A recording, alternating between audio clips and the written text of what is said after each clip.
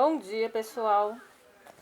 Vamos começar novamente mais um capítulo, O Poder do Agora.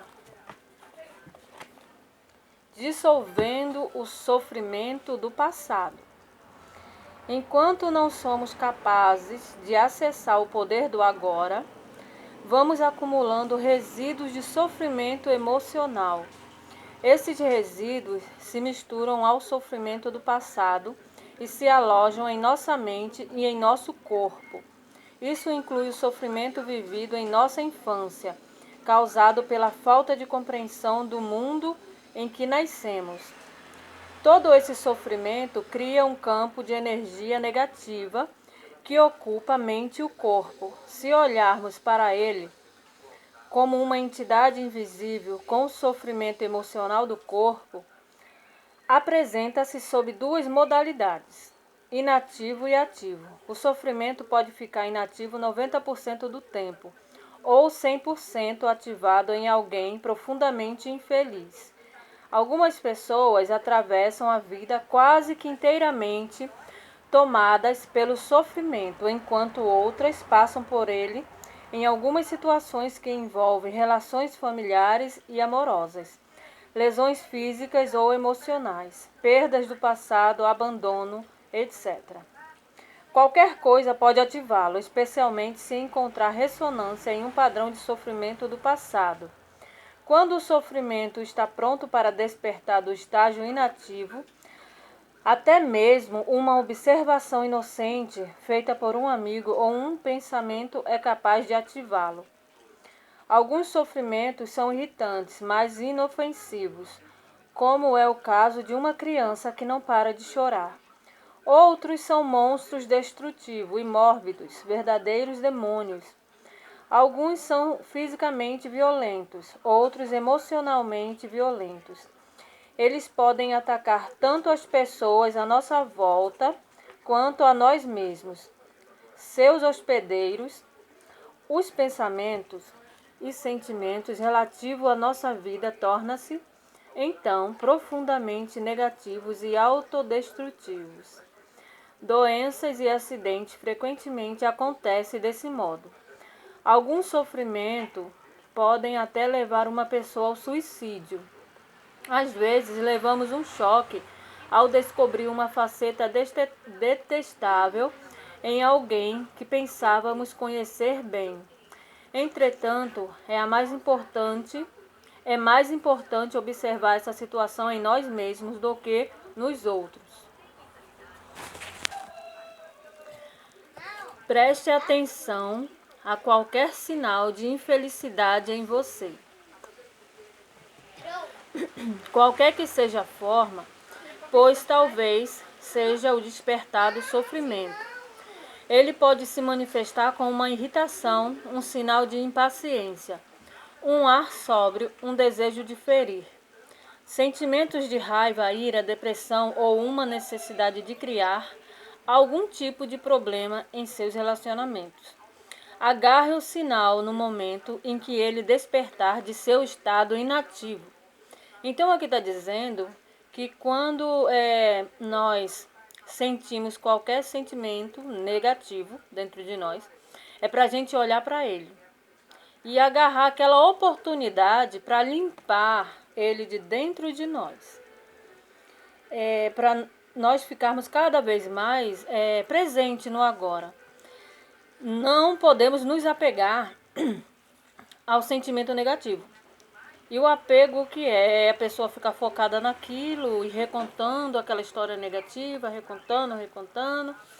contando a história e gerando mais negatividade, gerando mais sentimento ruim dentro dela.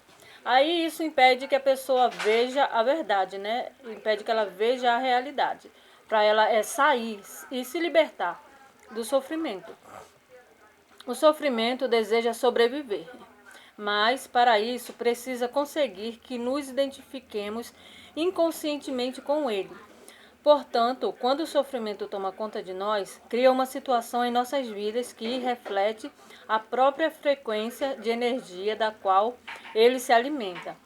Sofrimento só se alimenta de sofrimento. Não consegue se alimentar de alegria. acha a indigesta. Então é exatamente isso, gente, que eu estava dizendo. O sofrimento, quanto mais você foca naquele pensamento de negatividade, você vai atrair mais negatividade. Quando o sofrimento nos domina, faz com que desejamos ter mais sofrimento. Passamos a ser vítimas ou espectadores.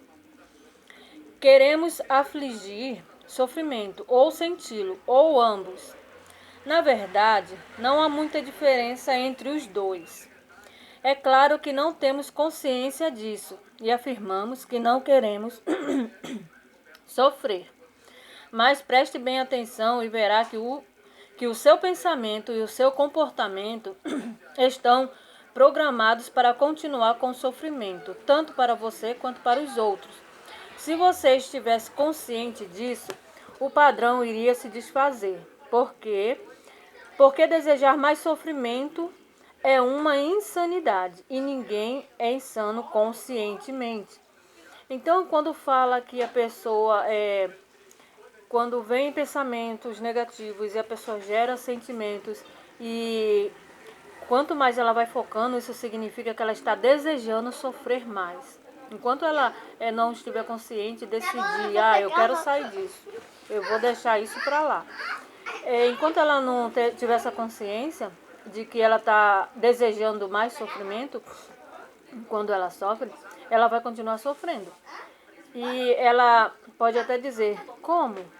Eu estou desejando sofrimento. Ninguém deseja sofrimento, né? A pessoa diz. Mas está, que tudo que a gente foca aumenta. Se eu focar em momentos alegres, eu vou gerar o que em mim? Mais alegria. Por mais que já tenha acontecido algo feliz no passado, e se eu ficar pensando naquilo, eu vou gerar a mesma alegria que aconteceu no passado.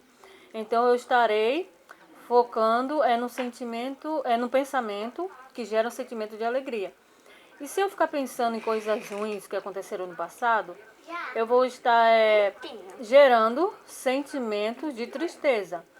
E vai cada vez mais gerar mais, entendeu? Então é isso. Nós atraímos o que pensamos e semelhante atrai semelhante. Um pensamento atrai um sentimento semelhante a ele. É dessa forma. E a gente tem que vigiar isso porque o pensamento, ele atrai emoções, né? E a emoção negativa, ela adoece o nosso corpo. Então é isso. Quando nós colocamos pensamentos positivos na nossa mente, nós estamos colocando vibração positiva no nosso corpo, que vai trazer saúde para o corpo, né?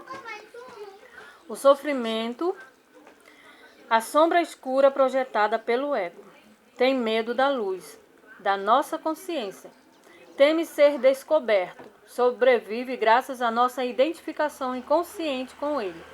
Assim como do medo inconsciente de enfrentarmos o sofrimento que vive dentro de nós, mas se não o enfrentarmos, se não direcionarmos a luz da nossa consciência sobre o sofrimento, seremos forçados a revivê-lo.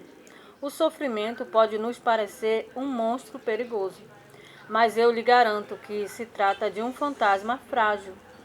Ele não pode prevalecer sobre o poder da nossa presença. Alguns ensinamentos espirituais dizem que todo sofrimento é, em última análise, uma ilusão. E isso é verdade. A questão é se isso é uma verdade para você. Acreditar simplesmente não transforma nada em verdade. Você quer sofrer para o resto da vida e permanecer dizendo que é uma ilusão? Será que essa atitude livra você do sofrimento? O que nos interessa aqui é o que podemos fazer para vivenciar essa verdade, ou seja, torná-la real em nossas vidas. Portanto, o sofrimento não quer que nós o observemos diretamente e vejamos o que ele realmente é. No momento em que o observamos, sentimos seu campo energético dentro de nós e desfazemos nossa identificação com ele. Surge uma nova dimensão da consciência. Chamo a isso presença. passamos a ser testemunhas ou observadores do sofrimento. Isso significa que ele não pode mais nos usar, fingindo ser nosso eu interior. Então não temos mais como realimentá-lo.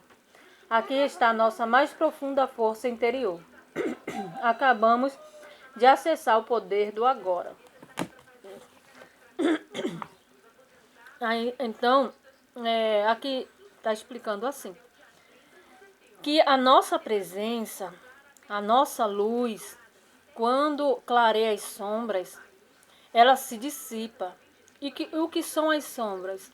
Os nossos pensamentos negativos a respeito dos acontecimentos, a respeito das situações, das pessoas. Esses são as sombras. Mas quando nós escolhemos pensar positivo sobre as situações, o que ocorre durante o dia, a gente olhar para um acontecimento e dizer assim, é o que eu tenho que aprender com isso que aconteceu na minha vida, né? Aí nós vem na nossa mente um aprendizado, para a gente aprender com aquilo, porque tudo é aprendizado. Tudo que acontece na nossa vida vem para nos ensinar. Mas quando nós nos fechamos para esse aprendizado, o que acontece? A gente não aprende nada. A gente acumula o que no coração? Sódio, raiva, porque não aceitamos aquilo que aconteceu. Não vemos aquilo que aconteceu como algo para aprender. Então, nós fomos ensinados nesse mundo um padrão de pensamento, um padrão de se comportar. Fomos ensinados, assim, essa é a verdade de todos, entendeu? Então, quando chega algo diferente, as pessoas costumam rejeitar. Elas não querem aceitar o novo, o que é diferente, porque na mente dela já tem um padrão negativo lá do que ela entende por verdade, que é aquilo mesmo que ela sabe, entendeu? Então nós temos que nos libertar disso, entendeu? Temos que nos libertar para poder deixar a nossa mente aberta para aprender coisas novas. Então, pessoal, vou deixando essa explicação aqui para vocês. E no próximo capítulo a gente fala